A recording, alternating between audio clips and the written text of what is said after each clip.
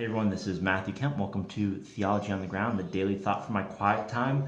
So today, instead of really looking into one verse and digging into it, which is kind of the normal pattern, I am going to look at just a couple verses, but we're going to look outward into the whole scope and sweep and storyline of the Bible and kind of just marvel at God's sovereignty over the whole thing and just how utterly amazing it is. So this is from one of my favorite books in the Old Testament, favorite historical books, the book of Ruth. Short, sweet, deep, profound, powerful. I love the book, love the storyline. And we're going to look at just the bookends of it, the very beginning, the very end, sort of the links that set it into the historical timeline of God's plan of redemption and how it fits into some of the major themes of the Bible. And of course, this is just a short video and there's no way I can talk about all of it, but just a couple observations. So the first thing is Ruth 1:1, just the first part of the verse. It says, in the days when the judges ruled. Right, so this is obviously talking about in the book of Judges. So you have Moses, who led the people to the promised land, not into the promised land, and then you had a strong leader in Joshua, and you get the book of Joshua, and he actually takes the land, and he leads well, follows the Lord, and then there's a huge period of decline. And in the book of Judges, you constantly get that there's these judges who rise up and defend the people, but the people are constantly under attack from enemies. There's all kinds of immorality and turning away from the Lord. And there's sort of this constant refrain in the book of Judges that in those days there was no king. Everyone did what was right in his own sight. And so you have this aspect of they turn away from the Lord. And it is the human depravity without a leader. And then it sort of gets contrast because even when you get a king, you have Saul, who's sort of no good, and then you have David, who replaced him, who's a man after God's own heart, and he's okay, but commits adultery, does some other things.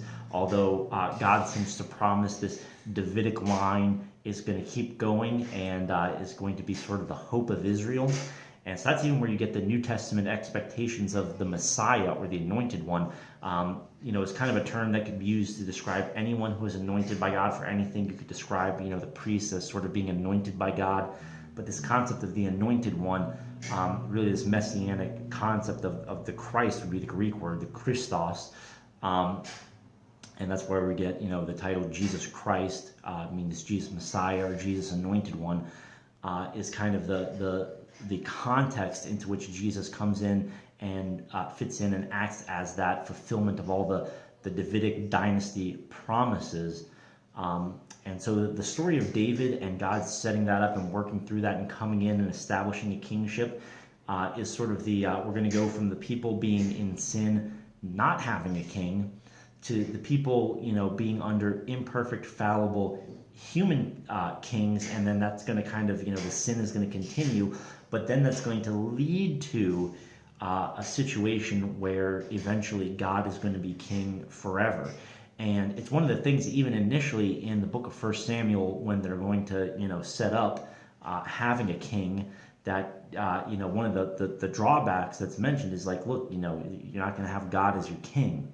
But God is secretly throughout history working through an eternal plan where they're going to have a human king, and then this Davidic line is going to lead to God being king forever.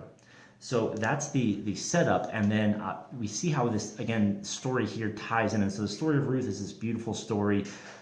It's a tragic story in the beginning, and it's sort of odd, that you just, in the grand sweep of the Bible and all these, big miraculous events and Moses parting the Red Sea and all of these things, it's a story about a couple of women, really. And so, you have Naomi who marries, and she has two sons, and, they take wives, but then her husband and her sons die. And then so she goes back to Jerusalem. She had been in Moab, and she has this daughter-in-law named Ruth from Moab.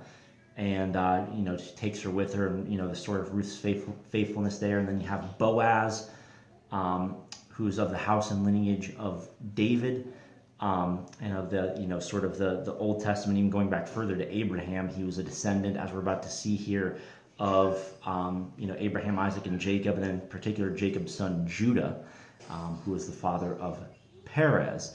So we Boaz redeems Ruth, and we get here the genealogy of Boaz. So starting with, it doesn't mention, though, that you have Abraham, Isaac, Jacob, the patriarchs, and then Jacob had a son named Judah, and Judah was the father of Perez. And so here we go with Ruth chapter 1, verse 18.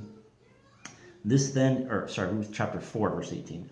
This then is the family line of Perez. Perez was the father of Hezron, Hezron the father of Ram, Ram the father of Amminadab, Amminadab the father of Nahshon, Nahshon the father of Salmon, Salmon the father of Boaz, there's the guy in the book of Ruth, Boaz the father of Obed, Obed the father of Jesse, and Jesse the father of David.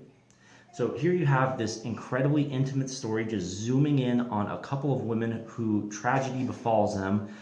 This is the story of not only how God was kind to them and redeemed them and gave them a family, and then even this little baby boy coming into the world through the union of Ruth, and Boaz even acts as sort of this redemption for Naomi, and grandchildren bring life to the grandparents, and you see there Naomi just getting to be at the end of the book with her grandchild, and it's a wonderful moment for her. And then so you have that connection there to David, the Davidic dynasty, which of course is intimately tied up with God bringing the Messiah, Jesus, into the world, the incarnation of the Son of God, Jesus Christ. And so, throughout the whole sweep of history, God has been sovereign over it all, over all the big events, and even over the story of just a couple of women that history would have for sure forgot, that were in a tough time because the husbands died, and for Naomi, her sons died as well. So you have this incredible linkage, both the beginning to this time period of the Judges, and then at the end to the beginning of the Davidic dynasty, that you see how critical this book is. And at a time when it looks like, at the beginning of the book that God's just kind of not there, not doing anything, and tragedies befalling, he's actually doing a lot. And even within the context of the story, it says that when they moved back to Jerusalem from Moab, that they had heard that the Lord was giving his people bread, right? And they initially moved to Moab because of a famine, but then get to go back to Jerusalem because God's giving his people bread. So God is active, and not only is God active, he's sovereign and orchestrating all of history to his glory. So hopefully that was useful to you.